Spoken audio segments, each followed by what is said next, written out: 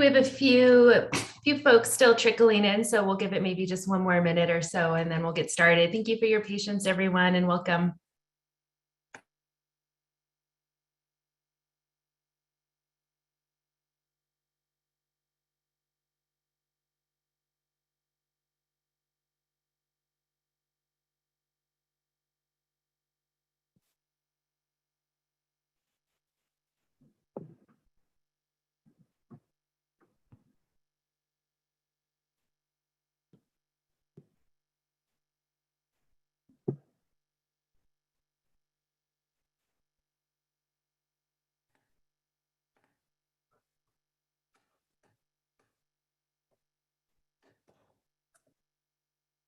All right, welcome everyone. Am I unmuted? I am. Okay, good. Just double checking all the buttons. Okay, welcome everyone. My name is Kristen Law, and my pronouns are she, her, and hers. I'm with the Air District's Community Engagement Office and will be moderating our event tonight. Thank you so much for taking time to be with us tonight. We know that y'all are busier than ever these days, and your time is extremely valuable, so thank you. Can I get the next slide, please? Thank you. So I'm sure by now many of us are quite familiar with Zoom, but it's always good to just review the features that we will use tonight before we get started. So for those of you who are joining via web browser on your computer, your smartphone, or your tablet, you will see some icons along the bottom of your screen. By clicking the two icons on the bottom left corner, you can mute and unmute your microphone and turn the camera on your device and off if you'd like to show us your face tonight. If you move down the bar a little bit to the right, you will find the participant icon. By clicking this icon, you can see the other participants who are here with us tonight. And you can also rename yourself. So if you can do that now, that would be really great if you aren't already named by your name. And this just allows us to better identify who you are if you wish to speak. And it also helps other folks who are here tonight know who all is in this virtual space together. This is also where you can raise your hand later on when you wish to indicate that you want to speak. The reaction icon, which is a little bit further down the bar, provides you another option for raising your hand. It also offers you the ability to share other reactions. So, you know, if you're excited about something, you can clap your hands or give a thumbs up or click on the heart. And so I encourage you to use those reactions throughout the meeting if you like. I personally find the reactions help create connection during these virtual meetings. If you're dialing into the meeting with your phone, you can press *9 to raise your hand and then *9 again to lower your hand. So that's for folks who are joining by phone. Along this bar right in the middle, you'll also find the chat icon. Nope, thanks. You can use this feature to submit questions and comments privately to the workshop host. So you'll see some of us have co-hosts next to our names. There's also some folks here who have tech support next to their names, so you can chat directly with any of us if you're experiencing any technical difficulties. You will also be able to use the chat function to submit questions and provide feedback during certain portions of the meeting. And we'll clearly identify when to do that later on. So please note that all questions and comments in the chat will be recorded. So it's good reminders. Anything you type in there will be recorded. Next slide. So again, if you are experiencing any technical difficulties at any time or need assistance, we will be using different tools tonight. You can chat or text 802-559-0821, or you can chat tech support Julie Lynn, and Julie Lynn is behind the scenes helping us tonight and can help you with any technical assistance needs you have. Okay, moving on to the next slide.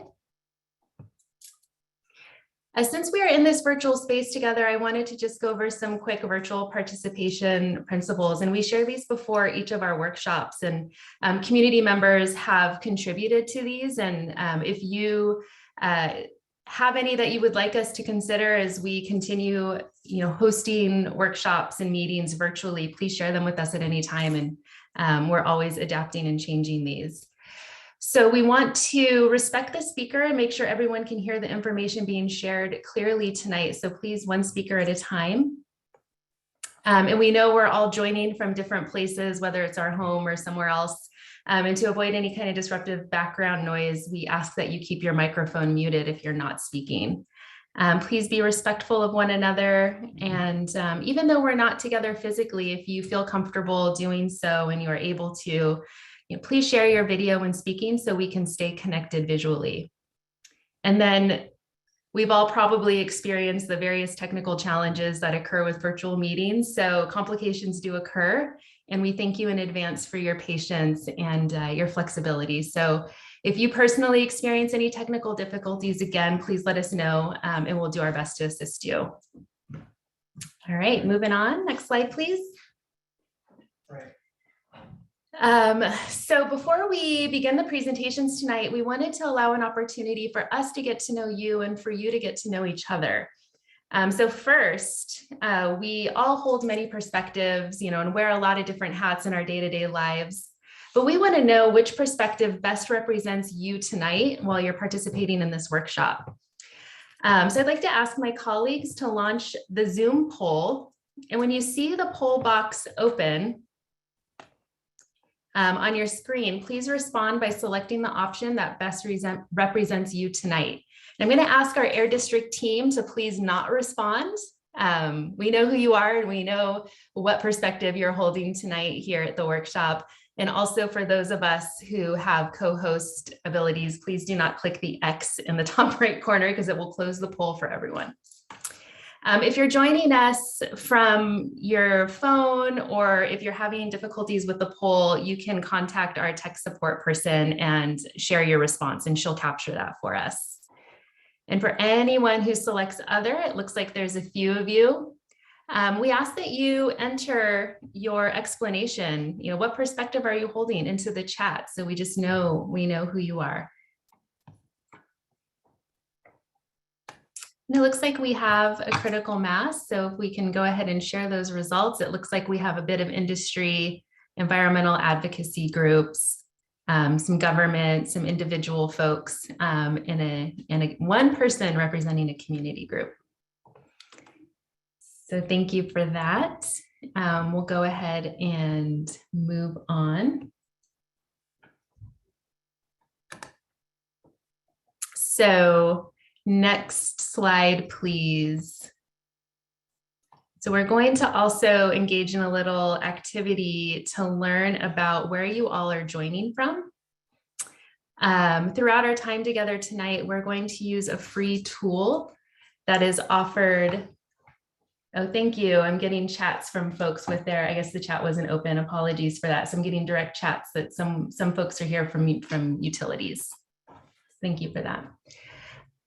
So we also wanted to know where you're joining from. Throughout our time together tonight, we're going to use a free tool offered through Google called Jamboard. And it's essentially a virtual simulation of a whiteboard. And we're going to use that tool now to visually represent where you are joining us from, and also to help orient you to the Jamboard so that you're more comfortable with it later on. So if you are able, please navigate to the link that will be shared in the chat for the Jamboard.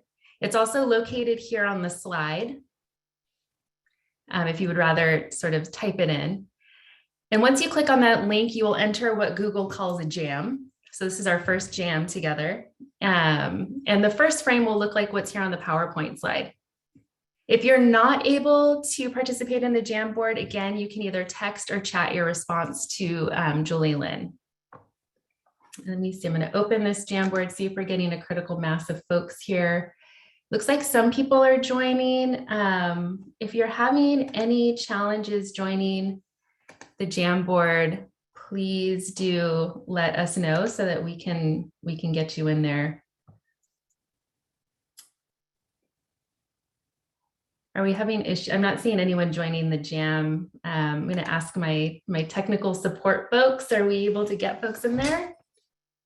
Yeah. Hi, Kristen. This is Julie Lynn from Tech Support. I apologize. There is an issue with the link in the chat message.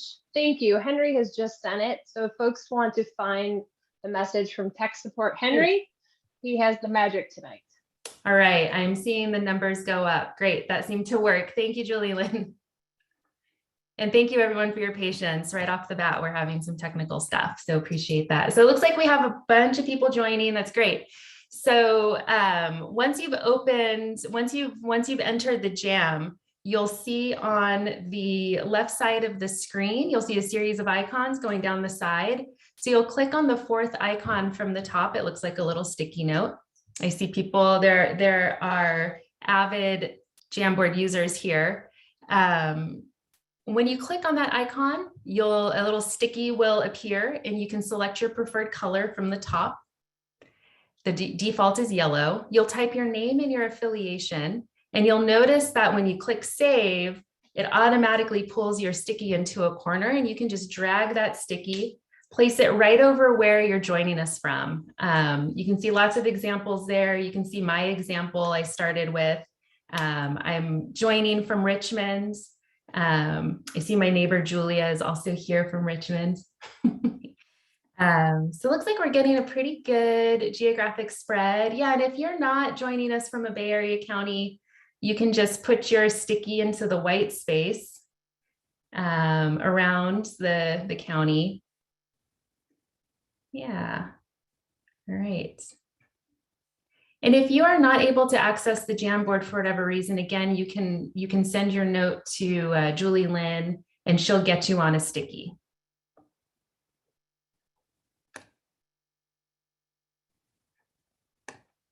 That's great. It looks like the activity has slowed down. We have pretty good representation from the central and southern parts of the county. Lots of folks joining us from outside of the Bay Area. Kristen, this is Julie Lynn again. There's been a request by a couple folks to repeat the instructions for how to grab a sticky, please. Yeah, no problem. Thank you for asking. So you'll notice when you're in the Jamboard, when you click on the link, you'll notice a bunch of icons down the left side of your screen, starting with something that looks kind of like a pen. The fourth icon down is a little square with two lines in it in a folded corner that's kind of representing a sticky. You just click right on that and the sticky, a window will pop up and it'll be yellow. And you just type right in there your name and your affiliation, and then you hit save. And it'll,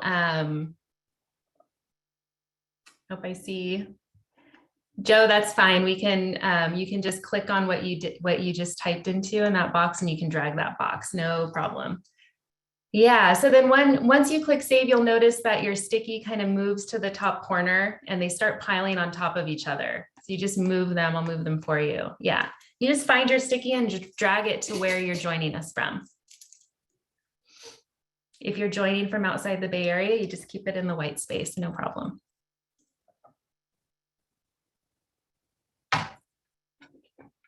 All right. I'm getting a note saying that Jamboard won't let someone in because there's too many participants. That's the first time that's ever happened. I've been on Jamboards with hundreds of people. So if folks are having issues, again, you can send your message to Julie Lynn and we'll make sure we get it on a sticky.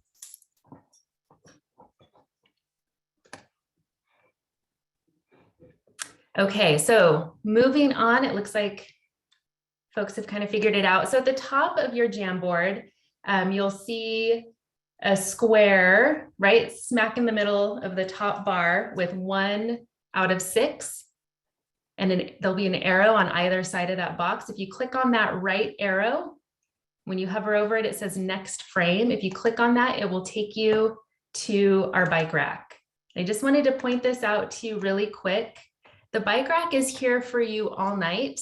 If at any point throughout the presentations, something comes up for you, a question, a thought, something you want us to consider, an aha moment, anything, a reaction, a reflection, you can go ahead and grab a sticky just like you did and place your thought right on there as if this was a whiteboard here for you all night. Okay, so that is the Jamboard, and we will be using that off and on tonight. And again, if something comes up for you, put it right on that bike rack and an Air District team member will review your additions. And before the larger Q&A session later in the agenda, we'll do our best to respond to them tonight. And if we don't get to them tonight, we'll be sure to respond to them later on. Okay, so I'm gonna navigate you back to the Zoom, to the PowerPoint. And next slide, please. We'll go over the meeting agenda and then we'll get to the presentation. So thank you for participating in that. All right, so we just participated in Let's Get to Know You. So thank you for that. After this quick review of the agenda, I'll pass it over to for opening remarks and then some presentations. And there'll be a couple of times throughout the presentations for participant engagement, and we'll talk about that when we get there. And then we'll end tonight with a longer period for general comments, feedback, questions, and just really open it up to a large group discussion. And then we'll have closing and next steps. Okay, moving on to the next slide, please.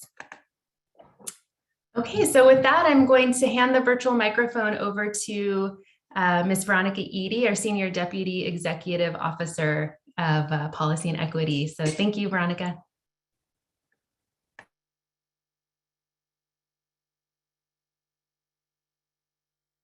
Hope you're still muted. Are you able to unmute?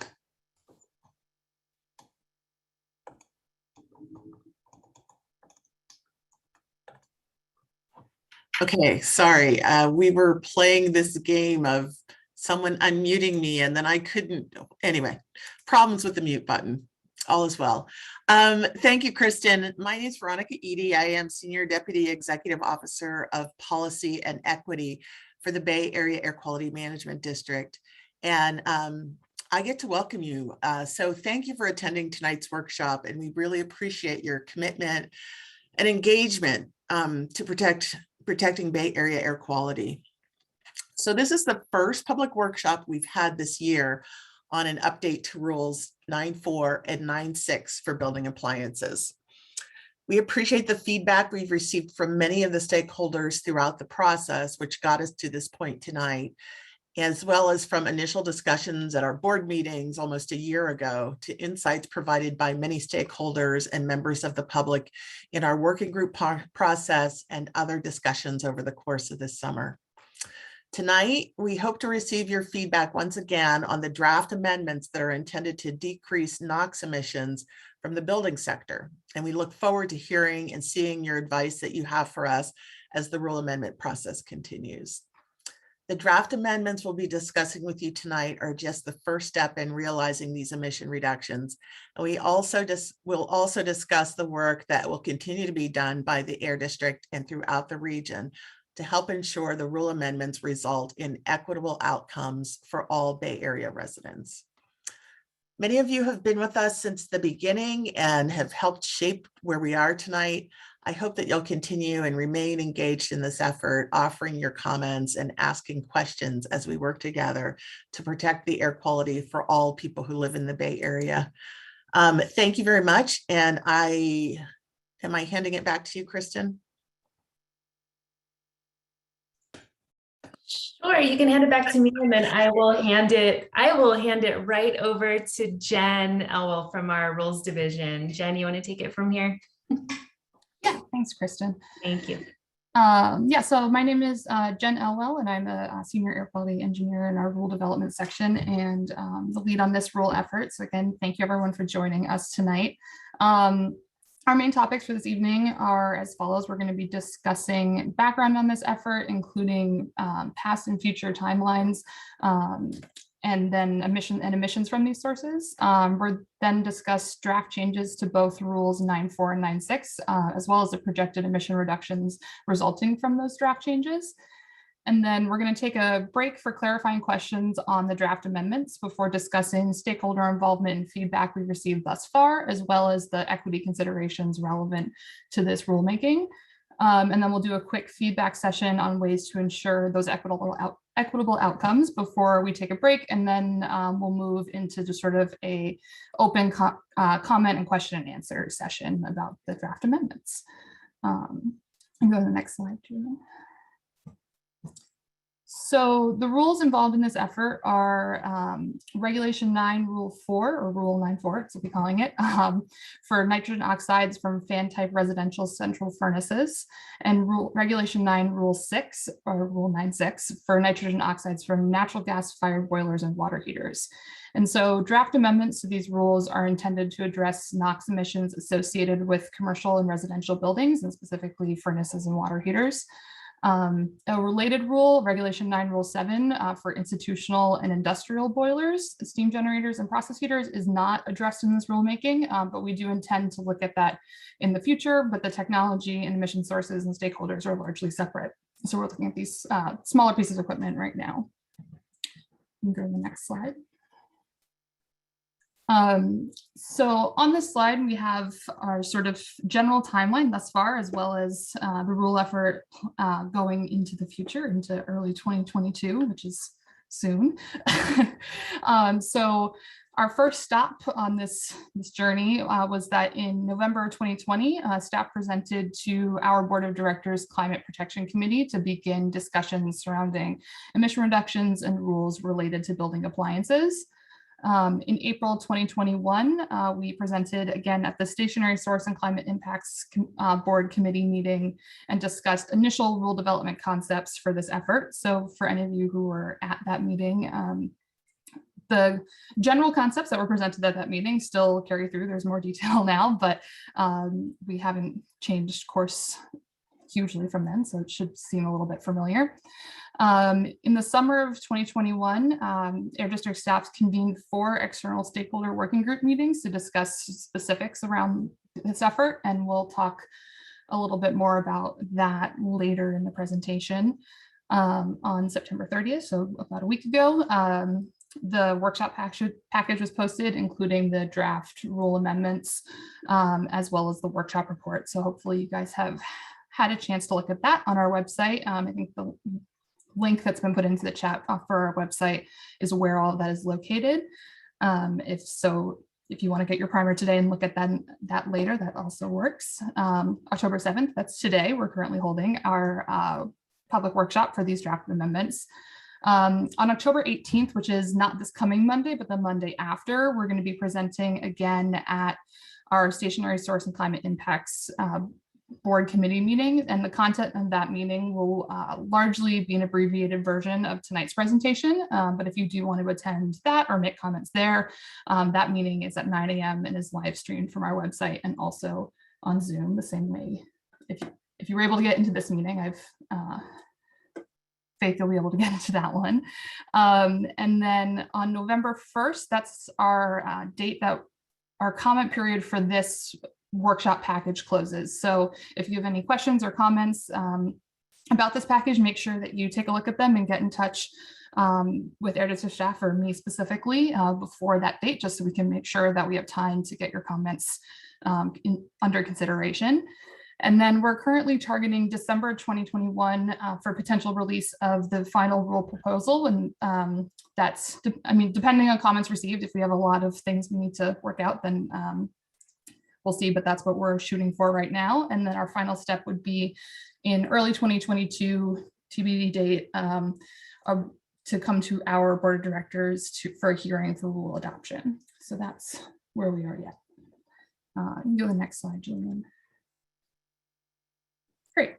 So just a quick reference and context of what the emissions from this sector are. So this slide shows residential natural gas combustion emissions in the Bay Area in 2019 as compared to passenger vehicle emissions, just as a sort of reference of something that people are pretty familiar with. So residential natural gas combustion NOx emissions are roughly equal to those and actually a little bit greater than those of passenger vehicles. And staff anticipates that the planned updates will also result in GHG co-benefits because of some of the technology that we expect will be used. And so we also wanted to provide some context for GHG emissions that in 2019, residential natural gas combustion emitted about half of the GHGs that passenger vehicles did. So we're on the same scale as that pretty big source. And so we just want to provide that context of where this equipment falls in the grand scheme of Bay Area emissions. You can go to the next slide, Julian. And then within the source of residential natural gas combustion emissions, I wanted to give you some context of the Bay Area for that. So in both cases, the vast majority of the inventory for residential natural gas combustion emissions is associated with space and water heating, which are the two appliance sectors that we're looking at today. And furnaces and water heaters vent to the outdoors, impacting outdoor air quality in the Bay Area, which is the focus of the air district. As you can see here, represented by the blue and orange in the pie charts, these appliances result in about roughly 90% of building emissions for both NOx and greenhouse gases. Stoves, which are represented by the gray slice here, are not a large part of the inventory. While we are aware of potential impacts to indoor air quality from gas cooking, we are focusing our efforts on the large sources represented here where we have existing regulations in the space. And the GHGs here doesn't account for, this is just associated with combustion at the site, not anything associated with natural gas infrastructure, just so you are aware. You can go to the next slide. All right. So now we'll go over the current requirements of rules 9.4 and 9.6. So this is where we stand right now. Rule 9.4 currently applies to residential fan type central furnaces and has an emission standard of 40 nanograms of NOx per joule of useful heat delivered to the space. And that's sort of how all of these emission standards are structured. And this rule was last updated in 1983. Rule 9.6 applies to natural gas boilers and water heaters that have a rated heat capacity of under 2 million BTU per hour. So for reference, those are water heaters that are typically used in residential and small commercial applications. It will typically be under that rating. And so most equipment in Rule 9.6 has a NOx standard of either 10 or 14 nanograms of NOx per joule of useful heat delivered, with a higher standard for water heaters used in mobile homes due to technology implications there. And so both rules 9.4 and 9.6 operate on a point of sale structure, which means that the equipment cannot be installed that is manufactured after the compliance date. And so this structure is intended to stay in place. And so it impacts appliances when their useful life is over, when they would be replaced. It doesn't require a sort of early replacement or anything like that, but it's at that point of sale of a new appliance. So we go to the next slide. So now that we've oriented to the existing requirements of these rules, we'll review the draft amendments to them, starting with Rule 9.4. And so the description of Rule 9.4, first of all, is drafted to expand the applicability of the rule. So draft updates will remove the specification of fan type residential central furnaces and note rule applicability to all natural gas fired furnaces used in commercial and residential buildings. And second, some definitions were updated within Rule 9.4, including some technical specifications, as well as what residential fan type furnace means, that sort of thing. Go to the next slide. So this is kind of the main update to the rule is for the emission standards themselves. And so the existing 40 nanogram per joule standard for residential fan type central furnaces was refamed and clarified to specify its applicability, but that stays in place as it is. And then with the compliance date of July 1st, 2023, we're introducing a draft amendment for a 14 nanogram per joule standard for residential fan type central furnaces, which would again be a 2023 applicability date at this time. And so that is in line with some other standards across the state and is commonly referred to as ultra low NOx. And then finally, draft amendments introduce a 0 NOx standard for all residential and commercial natural gas fired furnaces, which would be applicable on January 1st, 2029. And this includes non-central furnaces, but does not apply to mobile homes. So we can go to the next slide. There we go. So there are additional updates to the administrative requirements of Rule 9.4 to complement the updates to the emission standards. And so this includes updates and clarifications to calculation methods, as well as the acceptance of South Coast Rule 1111 certifications for units applicable to the ultra low Knox standard. And then this is which is just intended to streamline compliance for manufacturers under the 14 nanogram per joule standard. And then we also introduce a commitment from the Air District to issue an interim report on the accessibility of zero NOx appliances 2 years prior to the compliance date. So we're going to discuss the impetus of that commitment and details around its structure in the second half of this presentation. And the last, you can go to the next slide. And so the last section of draft updates to Rule 9.4 is the addition of a manual of procedures section, which is just clarifying some methods of emission testings. And if there are any comments or desired additional methods to be added to this section, or questions about compliance demonstration, you can definitely submit written comments or contact me about that specifically. I'm happy to talk about it. And I see that we do have a bike rack question about how residential is defined for furnaces. And so the specific sort of residential fan type central furnace does have a definition that's been added into the rule itself. I think it's 206. Thank you, Henry. And so I'm not going to read that there, but that is in there. And then the way that the rule is framed right now, for the zero NOx standard, it's meant to apply much more broadly. If you do have concerns around the applicability of that new section for the zero NOx standard, definitely reach out and let me know. And we can, again, these are drafts, so if we need to clarify that further for you, please let me know. But for those more specific residential fan type where it's specified that that's where it's applicable, we can, that's where it comes in, that new definition in 94206. So we can go to the next slide. So we're going to move to 9.6. This one will go faster. It's a little bit more straightforward, and reflect similar changes to what was just discussed for Rule 9.4.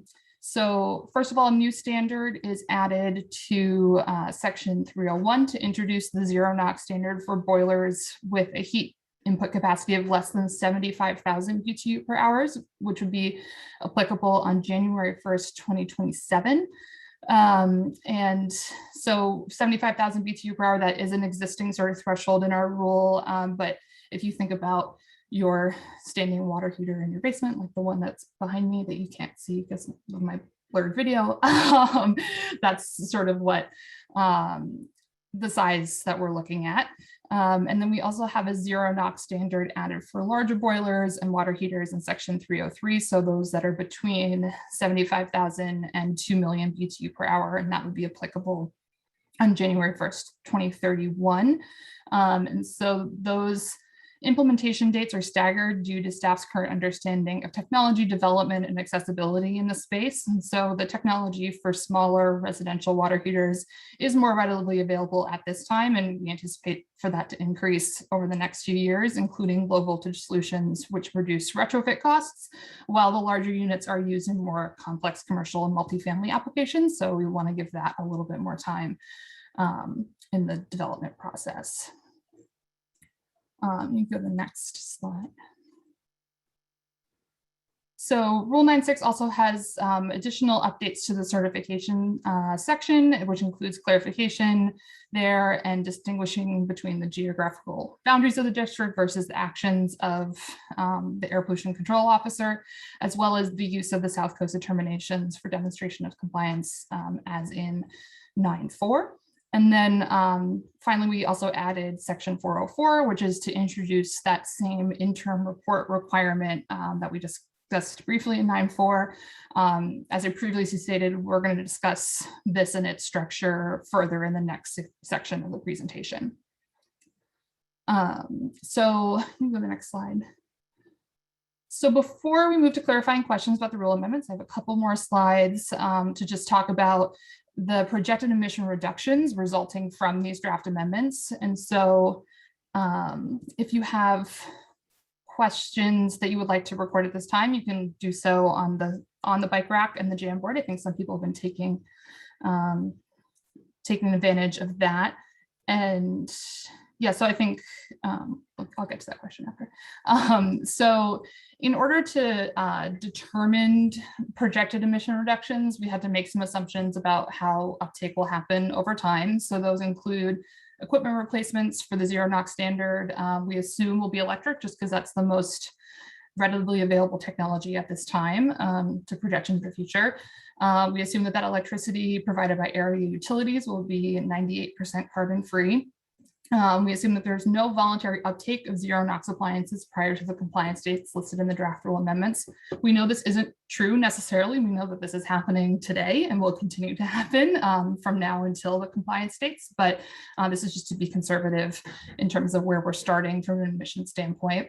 We assume that commercial water heating emissions also do include equipment covered by Rule 9.7 for larger boilers that are not impacted by the rulemaking. So those are excluded from any potential reductions. Draft rule amendments did not result in any upstream methane reductions because we're only talking about a couple appliances, not the whole home or building. And then the average water heater lifespan we assume to be 13 years and 18 years for space heaters. So we can go to the next slide. So first off, this slide shows projected NOx reductions from 2023 to 2046, which is sort of a time frame of the phase-in as described previously. And so with all those assumptions that I just listed, it represents actually 95% emission reduction over this period of time. And so NOx emissions also contribute to ozone formation as well as secondary PM formation. So the emission reductions shown here will also significantly contribute to improved health outcomes. So that's it for NOx, and then go to the next slide. And so while the draft amendments are targeting NOx emissions as well as related, you can go back one, Julian, the second graph, thank you, as well as related ozone and PM formation, the technology that is expected to be used to meet the zero NOx standard will also result in co-benefits of greenhouse gas emission reductions. And so based on the assumptions and the equipment phase-in and the rates that we discussed, projected GHG emission reductions are 82% from the 2023 to 2046 timeframe, which is also pretty significant. So you can go to the next slide. We're going to pause now for clarifying questions, and I know that we've had some come in. So I think that people can raise their hands. Kristen, I'll let you jump in with instructions for that, but then I can also answer some of the bike rack questions that we already have coming in. Yeah, thanks, Jen. So I'll just offer some quick instructions, and while you're gathering your thoughts and entering your questions, Jen can maybe start by answering some of the activity that's shown up on the Jam. So thank you, Jen, for the informative presentation.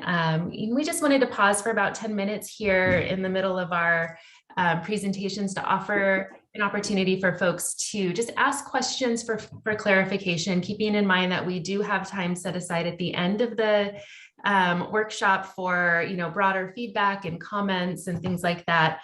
So you may continue to use the bike rack at any time as they come up for you. But there are other ways at this point in time. So you can raise your hand and share verbally when called on. Reminder for folks who are joining on the phone that *9 will raise your hand. You may enter your question into the Zoom chat. So I'll ask our tech folks to open up the chat for everybody to enter their questions in so that all can see them. And then also, if you're in the Jamboard, if you click the arrow to the right, you'll enter a third frame in the Jamboard. So the middle top part of your screen, you'll see the box with the numbers. Click to the right, the arrow on the right, and it'll take you to a new frame for posting questions there if you would prefer to do it that way. So go ahead and feel free to raise your hand if you would like to ask your question verbally, and you may chat it into the Zoom chat or onto the Jamboard. And I will hand it over to Jen to start with some of the questions on the Jamboard. And we'll try to get through as many questions during this time as possible. We have a crew of Air District team members here ready to answer various questions you may have. And when the 10 minutes are up, we'll give you a little head start. You can always continue asking your questions on the Jamboard, and we'll get to them later on, hopefully. So I'll hand the mic back over to Jen. Sure. Yeah. So I think I'll start with a couple of questions that are related to Rule 9.4 and the sort of residential commercial situation. I think this will cover a few different things. And so there's some questions about how the rule discriminates between residential and commercial units, and if, regardless of the application, if like an office with a furnace is classified as a residence, and then also, so I'll start there. So yeah, so the first two requirements, so the sort of existing requirement of 40 nanograms per Knox that like is in effect now and is not changing, and as well as the 14 nanogram per Knox, the ultra low Knox requirement for 2023, those are intended to stay applicable to the existing universe of furnaces that are currently applicable to Rule 9.4 as they're defined as a residential central fan type furnace, which is a few qualifications. And so that's sort of what it is already applicable to, and that is also what will be for the 14 nanogram standard.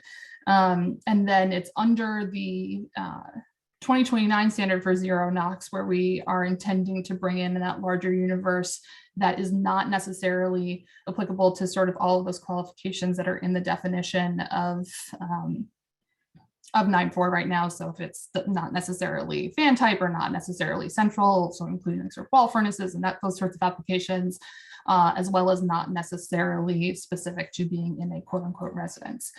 So that's where it gets more expansive. And if you feel as though there needs to be some more clarification around that, or have thoughts on that, definitely let me know, either now or noodle on it for a little bit, send me an email.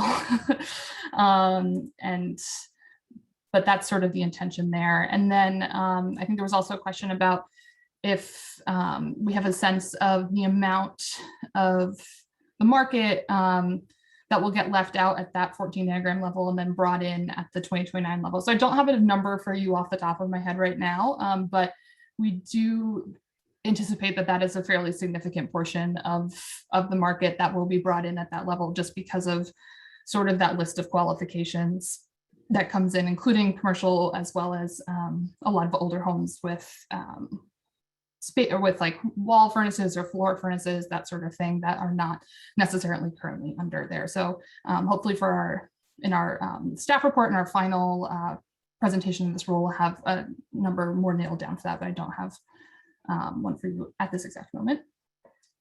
And we have one hand raised. I don't know if we want to go to Bruce. Is it Nagel or Nagel? You can go ahead and unmute yourself, and then we can maybe go back to some of the questions on the Jamboard. Hear me? A little faint. You want to try again? How about now? That sounds great. Okay. The comment I'll make is the fact that you've listed, the way you expressed one thing in the middle of this was you were going to have all the things apply at the date that was final, like, they'd have to get all the stuff finished by 2029. Your graph represents a reality more like what's going to happen. Nobody's going to be able to transfer all of this at once. And so having intermediate milestones that show how the thing can transition is very useful. So whatever you do in the final thing, make sure that that's part of it, because all the standards that I've looked at, the ones that have been most meaningful to me are all the ones that have had intermediate milestones, so that people are working on it. In fact, I was working with a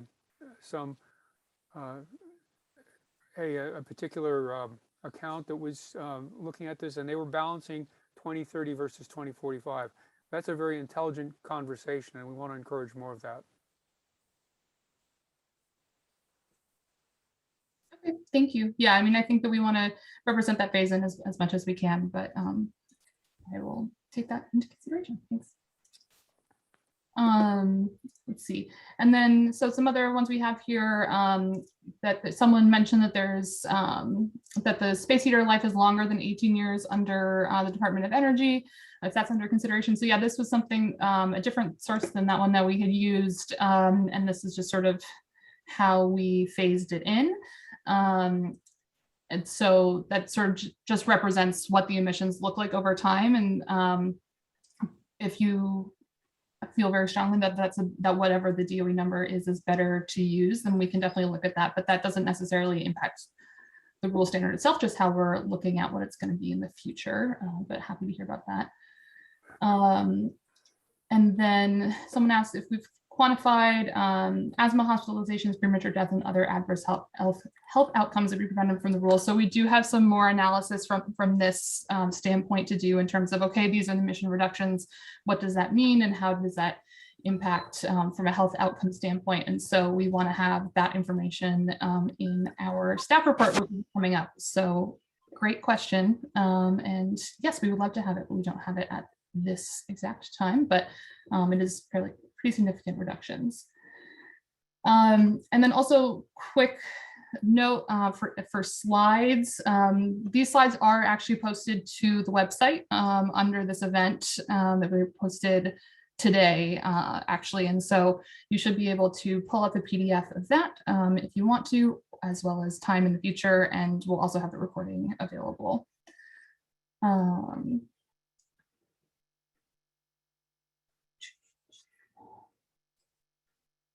All right. There's another question, Jen, that Anish just posted in a chat to you. I don't know if you can see that. Yeah, will Rule 9.4 include commercial RTUs of 2029 0 nanograms or the input limitations? So yeah, so Rule 9.4 is intended to include commercial units at that 2029 date.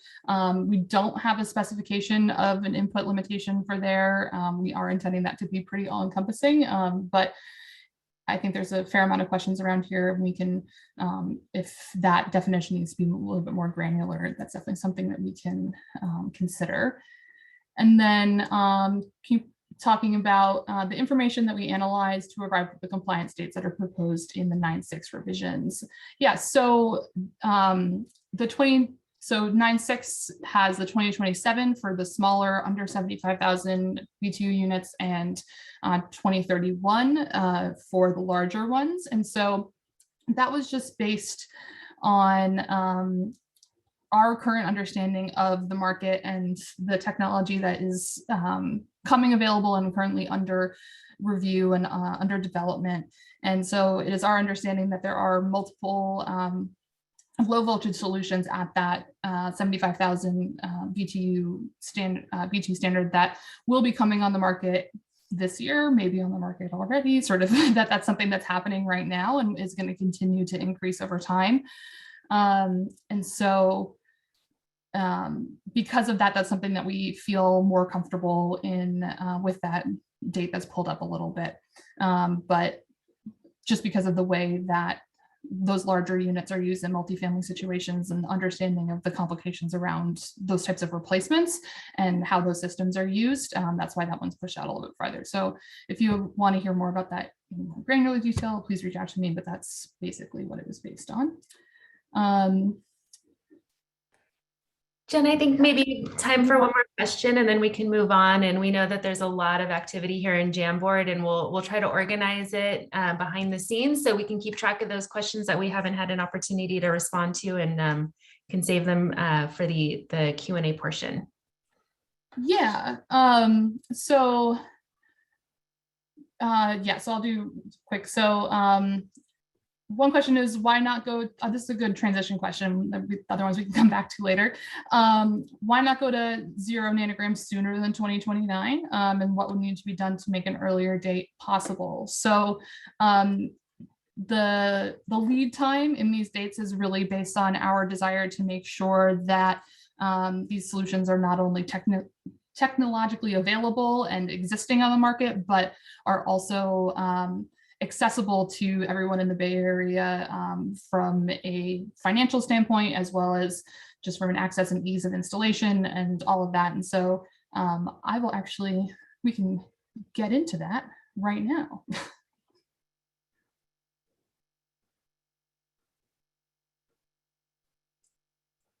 Yeah, so we'll talk about stakeholder involvement a little bit. So as we can see, we have lots of involved stakeholders and stakeholders who love Jamboards, which I love. And so we've had, up until this point, as I mentioned on the timeline slide, we'd had external stakeholder working group, which we held 4 meetings throughout the summer. And so that was consistent of a lot of different groups that are also represented here, including environmental advocacy groups, community groups, local government, state and regional agencies, equipment manufacturers, and other industry stakeholders.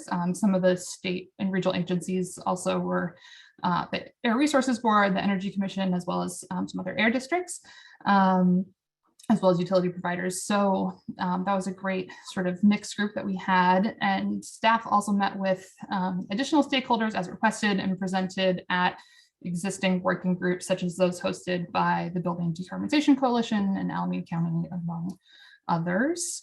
So you can go to the next slide.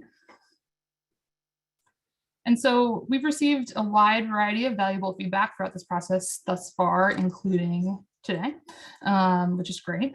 And so while this slide doesn't capture all the feedback that we received prior to this meeting, we did have sort of 3 main themes emerge I just wanted to touch on, which are keeping equity considerations at the forefront of the rule development process with a specific eye to potential impacts to low income residents and renters. And so, as I was sort of alluding to in the last question, because this rule is a point of sale structure, the cost of compliance, whether it is more expensive equipment or retrofit costs, will ultimately be borne by individual property owners in the Bay Area, and for renters, possibly pass through to them as appliances are replaced in their residences. And so we want to be really, really mindful of who is bearing those costs, how those are being distributed across the Bay Area, and how residents are able to, how residents are impacted by the potential additional costs brought on by this rulemaking. And so with that in mind, while balancing those equity factors, we do realize that the realization of these emission reductions, including Knox, ozone, secondary particulate matter, and the potential health outcomes there that were alluded to earlier, as well as GHG co-benefits, realizing those emission reductions as soon as practicable is really important. And like we looked at before, buildings are a large source of emissions in the new equipment is being installed every day at the current standard. So with all of that, we also want to allow manufacturers flexibility in how emission standards will be met and streamline that certification process. While staff has made assumptions about the type of technologies that are likely to be used to meet the proposed emission standards, any method of fuel that meets the emission standard and the certification processes of the rule is allowable. And so I think one of the questions that I wasn't able to get to that was on the bike rack was asking about dual fuel systems with an average emission meeting that 14 nanogram requirement. And so that is something that we are open to. I think if there's further considerations that you feel you need within the rule for the certification process in order to make that viable for you, please consider that and reach out to us. I think, again, with all of these things, as long as the technology meets the emission standard, whatever you're using to get there is what it is. So you can go to the next slide. So the interim report, and so I promised we would come back to this. So as discussed in the previous section, the draft amendments to both Rule 9.4 and 9.6 include a commitment from the Air District staff to bring an interim report to the District Board of Directors no later than 2 years prior to the compliance date to evaluate accessibility of zero NOx solutions. So that is 2 years prior to each. And so if we feel that it's necessary, that this does imply that there may be 3 separate interim reports for the 3 separate compliance dates. Accessibility in terms of this interim report and this evaluation includes evaluating technology options currently and projected to be available, the market availability of such technology, projected costs and of purchase and installation and incentive programs that are available at the time to reduce these costs. And so this is something that we've been looking at a lot right now and trying to understanding the landscape of what this costs now and what's available. But we do know that it is newer technology at this point. It is expensive, and a lot of these upgrades can be cost prohibitive. And so we want to have this interim report to sort of take the time a little bit closer in a few years, and sort of, I think the first one for 2027, it would be 4 years from now is when we would look at it, 2025, to give that little bit of time to really understand and research and make a recommendation to the board of directors about the appropriate next steps at that time.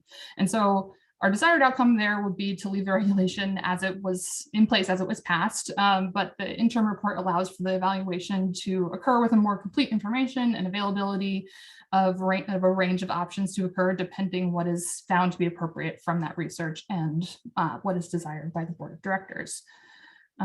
So that's what that looks like. I can go to the next slide. So throughout the rulemaking process and in sort of developing these strategies, Air District staff has been considering sort of a list of guiding equity questions and principles in ensuring equitable outcomes with this rulemaking, with this framing in mind, just because the way that this rule is structured, again, impacting people in their homes, is very different from a lot of Air District regulations that apply to bigger facilities, that sort of thing. So an evaluation of those questions is intended to be included at the time of the interim report, and you can see those questions on the screen. I won't read through all of them exactly, but we want to look at who stands to benefit the most and who will be disproportionately burdened, whose voice is missing from the process to make sure that we're representing everyone we can. If there are unintended consequences that would result from the draft amendments if they were adopted as envisioned or intended, and what we can do to mitigate that. If there are any additional barriers that people can't benefit from this policy, if they can't access incentives, if they can't access the technology, as well as sort of documenting impact and performance over the course of this time, and sort of, I think as Bruce was alluding to a little bit too, sort of evaluating and documenting the progress and how uptake happens over time, and how it's going, really. So we can go to the next slide. So with all of those questions in mind, and with the interim report in mind, sort of driven by the guiding questions and the feedback that we've received from stakeholders throughout the process, Air District staff has focused in on 4 main equity considerations in evaluating this. And so we see the achievement of these 4 pillars as key to ensuring equitable outcomes in the implementation of the rule updates. And so through the interim report process and during these like 5 to 10 years, depending on what equipment we're talking about, between initial rule passage and compliance dates for 0 NOx, district staff will continue working with stakeholders and other agencies to ensure that these are achieved to the fullest extent possible. And so the 4 main equity considerations are access to economic benefits, including robust market availability and affordability. You can go back one, sorry. Ease of installation and coordination with local government requirements, assurance that the policy promotes affordable housing and anti-displacement outcomes. This is our big concern around renters and how renovations work and all of that, as well as access to health and safety benefits, including resiliency during climate events. If we are talking about electrification, we want to make sure we keep that in mind as well. So I'm going to pass it back to Kristen, and we're going to do, I think, a quick feedback session sort of surrounding this portion of it, and we will definitely get back to your other questions on the bike rack. I think we have a lot of folks managing those and collecting them for me on the back end. Thank you, Jen. Am I unmuted? Okay, good. All right. So thank you, Jen, for that presentation. Yeah, so we wanted to take a quick pause before our 5-minute stretch break. If you're like me, you've been sitting in front of a computer for many hours today already. So we wanted to make sure there was time for a stretch. But we did want to pause and hear from you about the equity considerations that Jen just reviewed with you. So based on the 4 main equity considerations, are there any additional considerations that you feel the Air District should consider for this rule? So again, we have about 10 minutes for this portion of the workshop, and we'll be using Jamboard again. So if you navigate your way back to Jamboard and click the right arrow to the 4th frame, you'll see the words across the top that say what additional equity considerations should be made for this rule. And you can click on the sticky note, the 4th icon down, and start adding your considerations. You can also raise your hand. That is an option if you'd like to verbally share. We do want to hear other voices other than our own, so please feel free to raise your hand. And someone behind the scenes will capture what you're saying on a sticky, so we make sure that we have that with the rest of the thoughts on the Jamboard. You may also just type into the chat. So chat should open up. I'll ask my tech support folks to open up the chat. So whatever you feel most comfortable with in terms of sharing your thoughts around the equity considerations. So please feel free to raise your hand, type your comments into the chat, or type it right into Jamboard. And again, we're on the 4th frame in the Jamboard. So moving down from the bike rack over to the 4th frame. Yeah, and Julie Lynn, can you go back to the slide just before this one so people have it as a reference? Yeah, so you can see, oh, up, other direction. There we go. Yeah, so I have one hand raised, so we'll go to the hand that's raised, and then we'll check out what's going on in the Jamboard. So Helen, do you want to go ahead and unmute yourself? Sure. Thank you so much. My name is Helen Walter-Terranoni from the Air Conditioning, Heating, and Refrigeration Institute. Sorry, I'm talking too fast. For somebody who's trying to take notes, sorry about that. Thank you so much for this stakeholder meeting. We really appreciate the opportunity to provide feedback through this process. And I won't say this every time I get on the mic. I wanted to see if you all had thought through a couple of different things. One is, as you may know from your own personal lives, oftentimes when this equipment is replaced, it's kind of on an emergency basis. And just wondering if you've thought through, not only requiring, so for folks that may be of limited means, or small businesses in rural or urban, even urban food deserts for stores and other things. Not only would they be required to kind of come up with the equipment cost, but also, and cost of installation, but also perhaps cost of changing an electrical panel or making changes to an electrical panel. So, those additional costs, have those been considered and kind of modeled out? Yeah, I can address that. You said you had a couple things, so I was gonna give you a second. But yeah, so I think that's one of the big reasons that we do have this time built in. That we do know that most solutions at this point in a lot of homes, in my home as an example, would require a panel upgrade. And we do know that there is a lot of movement around the development of low voltage solutions, as well as just the development of lower cost solutions. And so that is a big reason for the time that we're giving it to sort of develop in that space and be more accessible.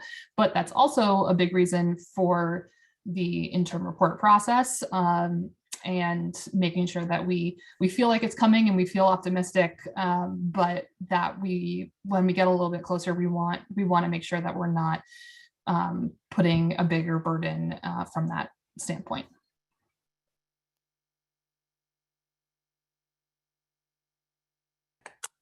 Thank you, Helen. Your hand went up again. Did you have a?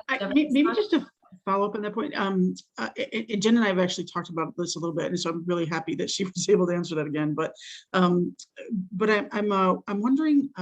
Also, I guess I'm not sure how the delay would impact the cost, that additional cost, or to consumers or to business owners.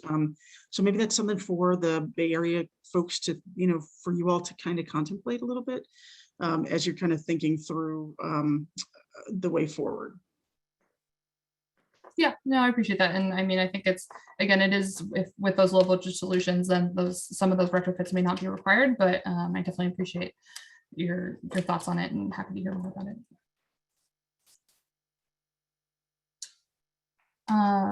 All right, so I think we have some other questions that have been coming in. And so I think we have some thoughts about equity consideration, that by increasing the availability of the technologies, by signaling future mandates should decrease the installed cost of the technology and enabling better access to a broader customer base. This is important because we want to ensure those that can't afford the transition in the first wave aren't left shouldering the burden of higher natural gas rates. I think that signaling to the market that we need to move sooner will be an important way to support equity considerations. Yeah, so thank you, Becky, for that. I think that having this, putting this market signal out there and understanding is something that's important to us, as well as that sort of, we don't want to just be picking off the low hanging fruit, right? It's not that just single family owned residential homes. I mean, that's probably the easiest piece to get at here, but we want to make sure that we can have as many people as possible realizing these emission reductions as soon as possible, and not just sort of doing it in the easiest place that also might be in a higher income strata than otherwise. So we want to make sure we're bringing everyone along at the same time as much as we possibly can. And in terms of equity, if there's geographic areas which are already overburdened by pollutants, proximity to highways, et cetera, could the implementation of pollutant reducing strategies be accelerated for furnaces in those more critical geographies? So this isn't something that we're necessarily looking at this time. We're looking at this as a sort of regional pollutant rule. As the air district, when we update a rule like this, it really does apply region-wide. This is something that we can definitely look at. Something that I think is being considered by cities, by other regional agencies, by environmental advocacy groups that are sort of searching for incentives and targeting those at low-income groups, and also overburdened communities to try and sort of get that early adoption piece in those communities. And so I think that that is definitely a good way to go at that, and we'd be happy to help out partners along that space. So that's definitely something, but from a rural perspective, it is going to apply to the region at the same time. Yeah, so I think that a lot of people are putting in a lot of good ideas into the Jamboard. I think we did have a couple of questions that was sort of general about how this sort of jives with other air districts across the state. And I don't want to speak for them of what they're doing, but it is our understanding right now that we are sort of the first air district that is proposing the zero Knox standard. There are other ways that other air districts might go about it, including incentives, maybe their own rule, but it's not something that we know is currently under development. But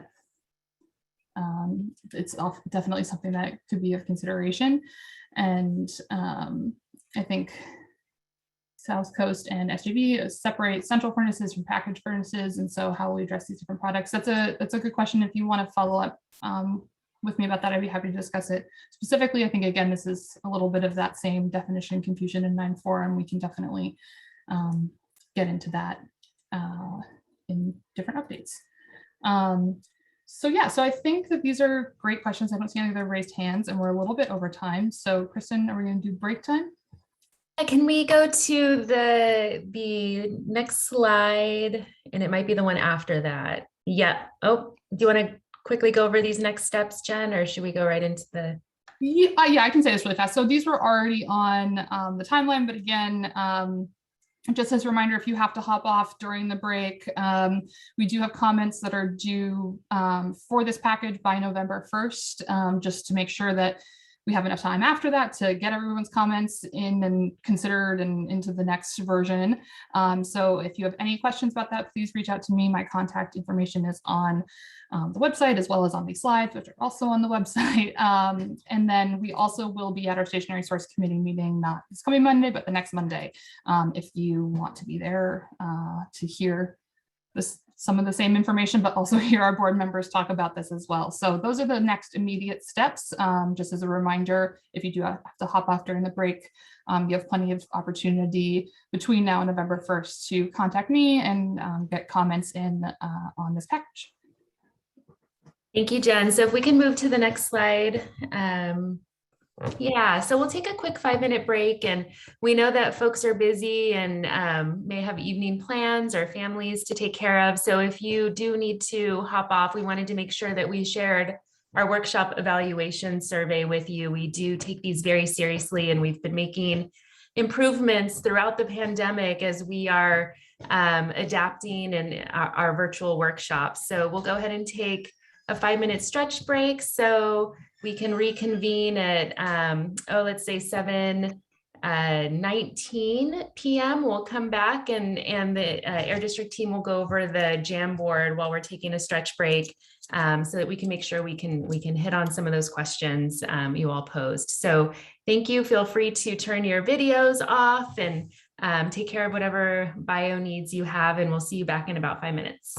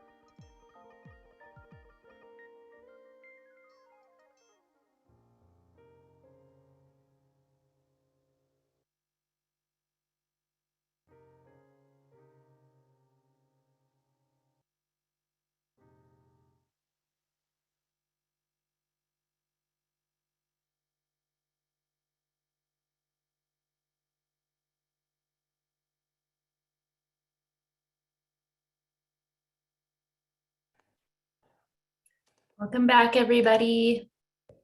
We gave you a few extra minutes there. So I hope you were able to take care of all your needs.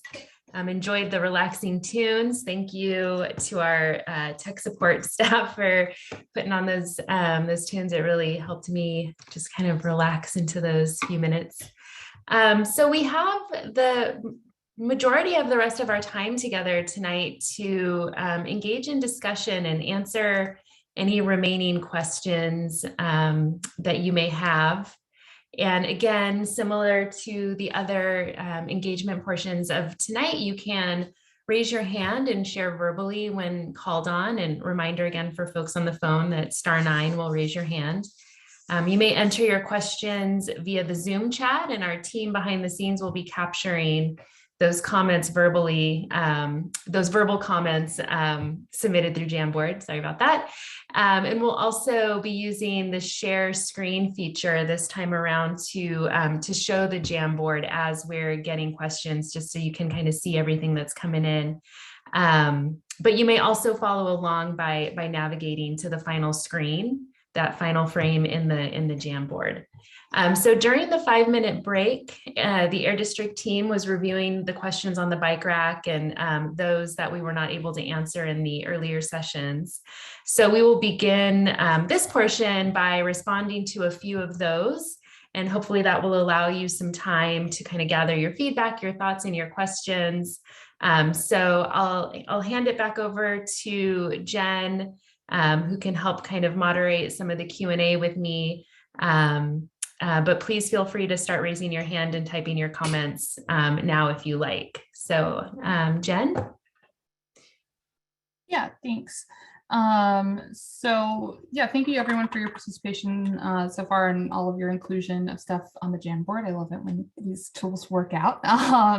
So I think I wanted to, there were sort of a theme of questions just sort of around general sort of incentive programs and different climate concerns and that sort of stuff that are related to this this space, but not necessarily specific to the rule draft amendments themselves. And so Abby, if you're on, if you wanted to just sort of take a moment to sort of talk about building programs from your perspective, who Abby was in our climate group at the Air District.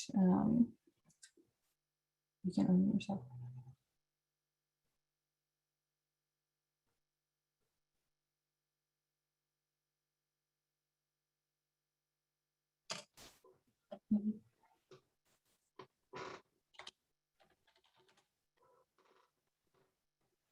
Oh, there we go. Okay, sorry, it took a while for me to get unmuted. Sure, so in general, and I was trying to find the comments that kind of got at this, and so Jen, if I'm not hitting the mark, you let me know. So in the broader sense, beyond this rulemaking, the Air District has, for the last year and a half, 2 years maybe, had a pretty active, we call it a building decarbonization program. We've been part of the Building Decarbonization Coalition. Through that partnership, we've developed an online tool, a policy tool for local governments that's been really successful. It's called the Clean Building Compass. We've been focusing a lot on existing buildings and seeing how we can develop policy tools and technical tools and support to accelerate the adoption of local policies that start getting at transitioning the existing building stock over. A lot, as many people on this in this meeting probably know, local governments, especially in the Bay Area, have been really at the forefront over the course of the last 2 years in adopting policies to limit natural gas use in new development. But where there's really a gap is in transitioning the existing building stock. So we've done this policy support for local governments. We're also involved in a statewide public education campaign. We've supported other outreach and informational activities. And we've also funded different innovative projects that have taken some innovative ways to fund and to promote use of heat pump water heaters and heat pump space heaters. So it's really a fairly robust program. And I think that, this rulemaking is not a building decarbonization rulemaking, but I think there could be some benefits from it, right, that will be very complementary to those other programs that we're engaged in. So did I kind of hit what you were hoping I would, Jen? Yes, no, thank you. That was helpful. I just wanted to have everyone have that sort of broader perspective about the districts work in this space. And I think that sort of continuing that work that Abby's team has done a lot of in sort of bringing all of those different groups together and working with local governments and ease of installation and education of folks in the area, all of that is going to be really important to continue as we move forward, both by the Air District ourselves, as well as calling on all of our colleagues on the phone tonight and not to help us out with as we move forward with this. So I think maybe we could take Allison's hand. Great, thanks so much, Jen. Good evening, my name is Allison Skid. I manage global regulatory affairs at Rheem Manufacturing.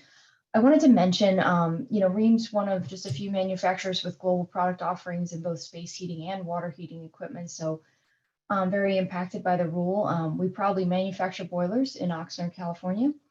As we start to bring not only compliant, but the most sustainable heating solutions to the market, we're simultaneously designing for multiple goals, right? Decarbonization, reduced HFCs, federal efficiency requirements that are changing, and of course, reducing Knox.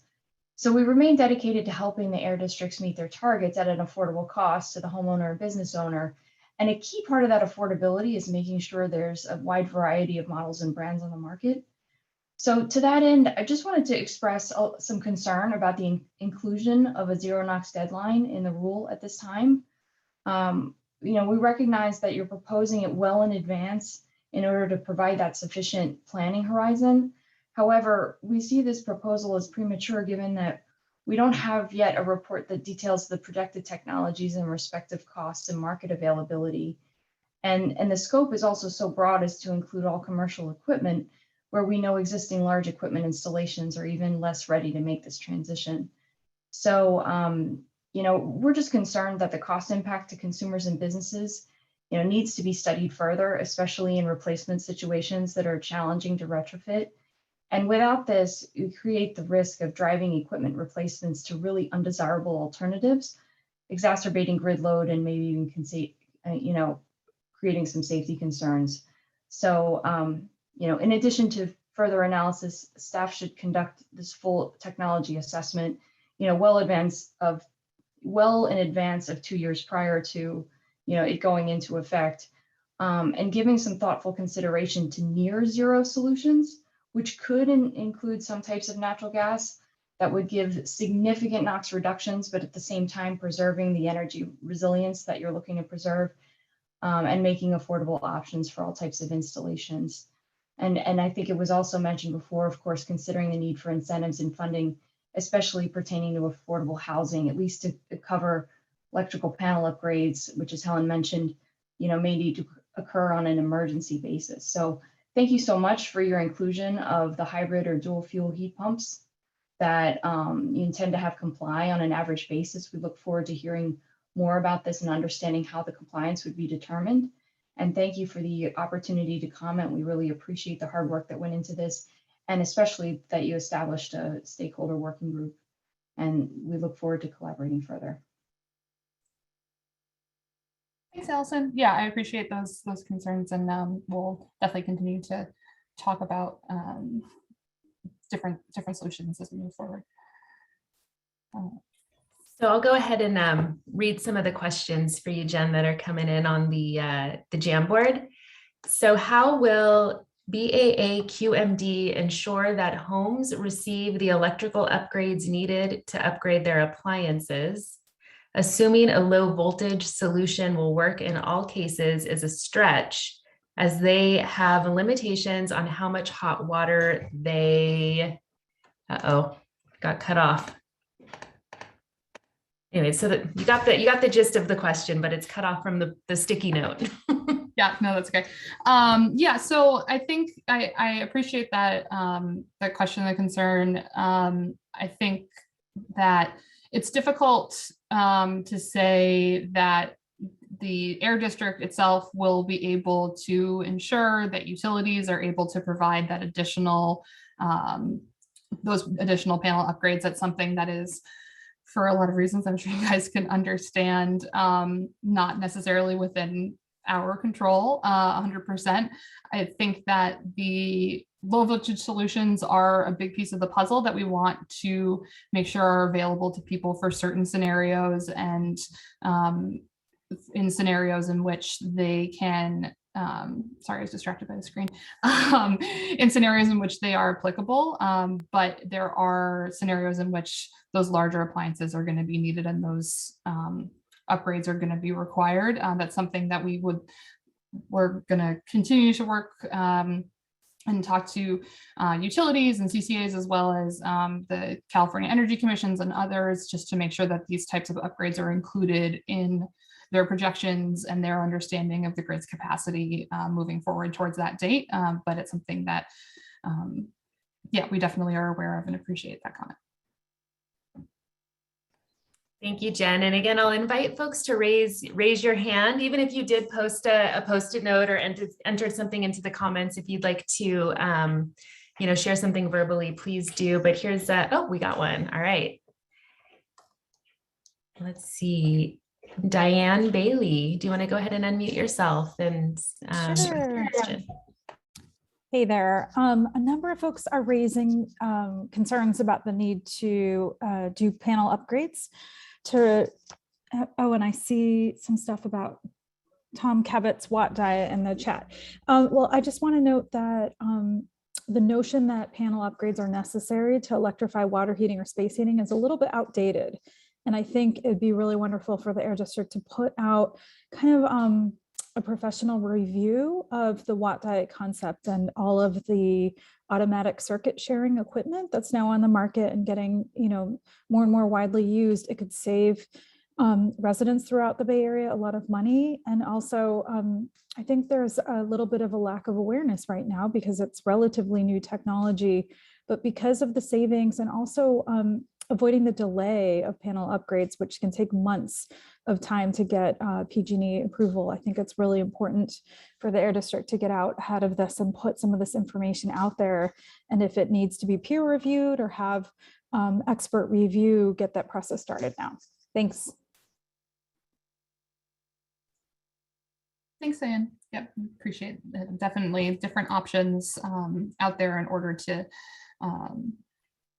make these requirements happen, and given that time to sort of see what those different options are. So thank you. I see another hand raised. Stephen Rosenblum, would you like to unmute yourself and ask your question? Hi, thanks for the very good workshop. I just wanted to counteract a statement by the representative from industry about the zero Knox standard. The assumption she's making is that there are going to be natural gas water heaters continuing in service after that point.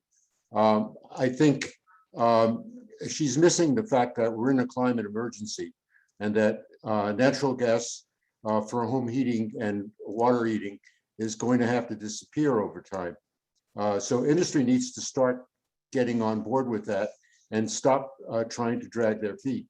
I think there's, in fact, I would urge the district to consider moving up the timeline because in an emergency situation like we're facing now with the climate, we can't afford to be building better ways of storing water if we're trying to put out a burning fire in the house. So we have to do whatever we can in the short term to reduce carbon emissions And the Knox standard is one good way of doing that. It's clear that Knox is hazardous to health, and these heaters are the biggest source of Knox in the Bay Area. So I think, you know, the industry needs to just start doing its job and helping get the job done.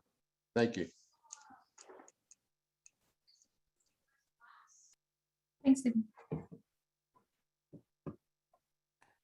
Thank you so much for that comment. So I see another hand raised. Jennifer West, would you like to go ahead and unmute yourself?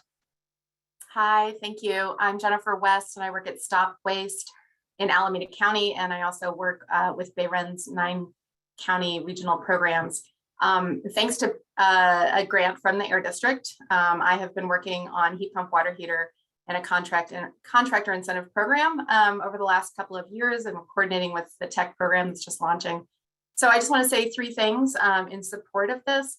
One is how wonderful it is to have a regional approach to this, and the Air District taking leadership on that in terms of regulating appliances, because we know that the markets don't really see city and county boundaries as local governments are trying to work on these issues. And secondly, that the point of sale is such an effective way to address our existing building electrification needs. And I just appreciate that. And third, having a date certain, as you have here in the draft regulations, even if it is a little further off than some of us would like, I think that implementation and then the enforcement of the regulation eventually will send a really clear signal to the supply chain, to the market, to the manufacturers, distributors, and contractors that things are going to be changing, and the adjustments, you'll give them the time that they need to make those adjustments. So I just wanted to appreciate also the facilitation of tonight's workshop and all of the ways that we can give input, our comments, et cetera. And thank you for this leadership. Great, thanks, Jennifer. I don't think we have any hands up right now. So Kristen, were there a couple Jamboard comments you wanted to? Sure. And we have the Jamboard open so you can see folks kind of adding things, and as people are chatting and verbally contributing, we're capturing those here on the in a giant +1 right here on the Jamboard. So, okay, we have a question here. What consultations have occurred with the HVAC and plumbing contractors industry and their training organizations to understand what will be involved in making this transition? For example, skill updating, new kind of employee for analysis, ... Yeah, no, that's a great question. I think from a sort of HVAC and plumbing industry standpoint, I think the outreach mostly up until this point, just because we're looking at standards, has been focused on the manufacturer side. And this is a really good point. And this is something that we definitely want to make sure is included in our programs and process as we move forward, especially sort of in the interim time of before a zero NOx implementation date. Having that skill training. I think some of the work that Abby's team has done with regards to the Clean Building Compass and work with local cities and their permitting staff and how all of that works, as well as contractors, all of that is, I think, really important and a key as we continue to move forward. So thank you for pointing that out, and I agree. Yeah, so I think there was an additional question sort of reviewing available technologies and cost and market availability, and if we're working with the CEC and some of their programs and the expected timing of all of that. And so I think that, yeah, so the CEC and their projection team have been involved in this process. They are aware and have attended some of our stakeholder working group meetings. And so that's, as I was talking about before, with electric availability and utilities, that's something that they are intending to take into account as they move forward. So we, in our staff report and all of that, will have more projections about costs and market availability, but that's something that they will also take into consideration in their reports, which I can't speak for necessarily when those will come out, but we are working together for sure. Okay, and Jen, we have another one. A nice, short, succinct one. When will public buildings transition? Yeah, so I know that there are some, this is probably stemming from some efforts by some city governments. I think the San Francisco Department for the Environment, I think they have started some of their building efforts with public buildings and renovations to those, just because of where their authority lies and how they want to be sort of walking the walk about that. And so from the perspective of our regulation, it is not necessarily specific to building use type. That's something that cities have done just because of the way that they're structured and that they have more control over their own owned buildings. But for us, from a standard standpoint, this is something that is a point of sale regulation for any appliance installed after that compliance date. And so it's not discriminatory if it's a public building, private building necessarily. So that's a tack that others have taken, but our intent is for this to be more expansive in the way that our regulatory authority works. Thank you, Jen. We have another one here. Has AQMD staff reached out to folks in the healthcare industry and e.g. American Lung Association to engage them in talking about the personal and societal benefits of reducing in-home gas combustion and emissions inhalation? Eventually, I would expect there could be some cost sharing from the health industry or via some state policy action to orchestrate cost sharing on co-benefits. Yeah, I mean, I think that there are definitely co-benefits associated with the health outcomes here. I don't know. I personally don't think I've reached out to anyone from the American Lung Association necessarily. I know that we've had comments from folks in the health community and sort of health advocacy community at some of our committee meetings. And as we talked about before, we do want to make sure we have more of that type of analysis in terms of exposure as we move forward, and can definitely reach out to them on that. So thank you for that comment. All right, thanks, Jen. So here's another one. What alternate policy structures have been considered by BAAQMD? Yeah, so right now we really are looking at amending the regulations that we already have on the books and these rules that are already existing, and trying to move forward with additional standards for that. We'll have a little bit more of a comprehensive alternative analysis in our staff report, but this is just based on our assessment of our authority and our assessment of the needs of the sector based on emissions and emission reductions, the way that we've chosen to move forward. I can get in, there'll be more detail about that coming to you guys later, but I won't get into it right now.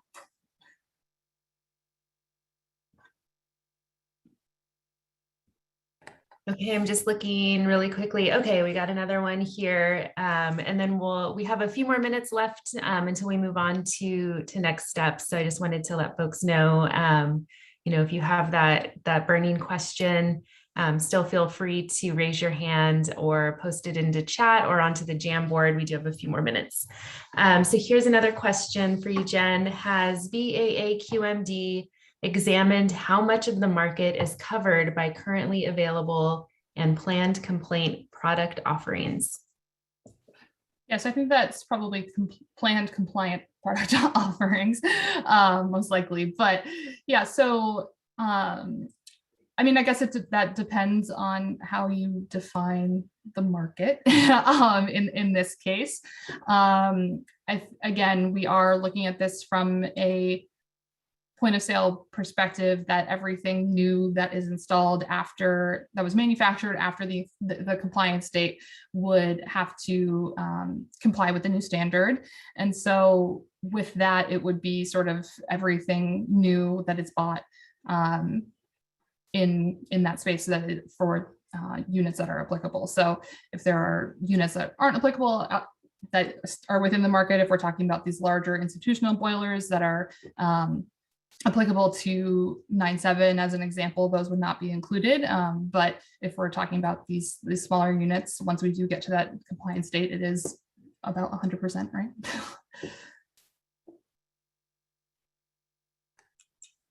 Oh, we just got one here in the chat. What is the expected timing of the staff report on available technologies, their cost and market availability vis-a-vis the upcoming dates for board committee presentation and revised staff work for early 2022 board action consideration? Yeah, so our planned date for a staff report would be sometime in sort of early to mid-December. So I'm going to have a really fun 2 months talking to all of you guys and getting more information about this and working a lot of this stuff out. That's our planned timeline as of right now. If there are sort of additional large concerns that come up and things like that, obviously we will sort of adjust as needed in our processes, but that is our time frame as of now. All right, we got another one coming in. Has BAA-QMD explored sufficiency for capacity within the utility infrastructures in the state?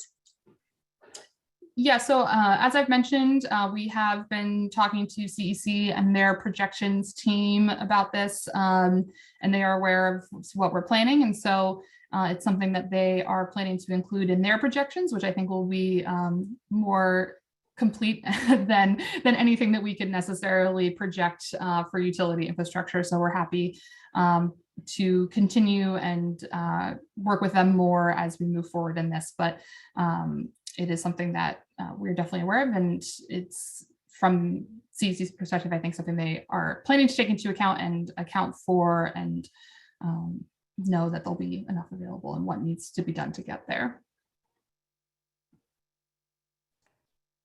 All right, Jen, this may be the last one, unless there's quite a few duplications. How does BAA-QMD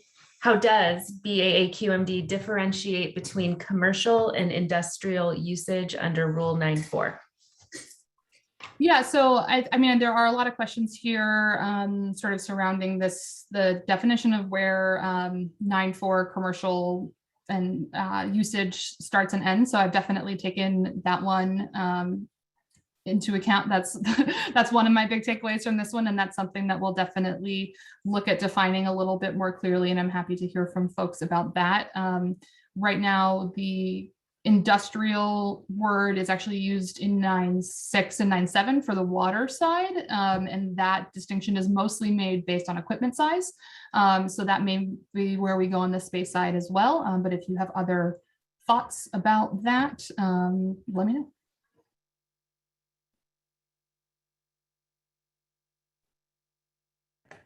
Okay, I think it's time to move on. So I'll go ahead and ask our tech support folks to bring up the slides again. Thanks for sharing that, Jamboard, and thank you everyone for your great participation. So next slide. All right, Jen, do you want to close us out here? Yeah, so again, thank you everyone so much for your input during this whole workshop, during the feedback session, prior to this, after this, I'm sure. As previously stated, comments on the draft workshop package are due by November 1st of this year. And so we'll be presenting similar information as tonight to our Stationary Source and Climate Impacts Committee on October 18th, which is not this coming Monday, but the Monday after at 9 a.m. And to stay up to date as we move forward in releasing a final package and a board adoption hearing, and as things are coming out, please make sure that you subscribe to the building appliance rulemaking listserv on our website. Most of you are likely on that, which is how you ended up here tonight. So that's good. But if you tell your friends, tell your colleagues to sign up for that as well, if they would like to be included. And yes, we do anticipate that final package will be posted in early December, is what we're looking at right now with a lot of this information that we've been discussing today. Jen, someone did post in the chat, and I think we may have addressed it, but I just wanted confirmation. Someone wanted to know about their earlier question on any contact with the SC and SJV air districts about what actions they may be contemplating? Yeah, so we do have representation from other air districts on our external working group. Again, I don't want to speak for them necessarily in terms of what they're contemplating. They don't have drafted amendments like this at this time, and it is my understanding that if we pass these on our schedule, we'll be the first to do so, and likely sort of stay in that space in terms of the implementation dates. But again, I can't necessarily speak for them of what they're going to do in the future, but we are talking to them. Don't worry. All right, thank you, Jen. So can we move to the final slide? All right, so thank you, everyone. I'll echo Jen and just appreciate all of you for hanging in there with us until the end. Our tech support did post in the chat a link to our evaluation for the workshop. And like I said earlier, we do take these very seriously. So please complete the evaluation. We make improvements as we go along. And again, thank you all. I hope you have a wonderful evening and a great weekend this weekend. Thank you very much.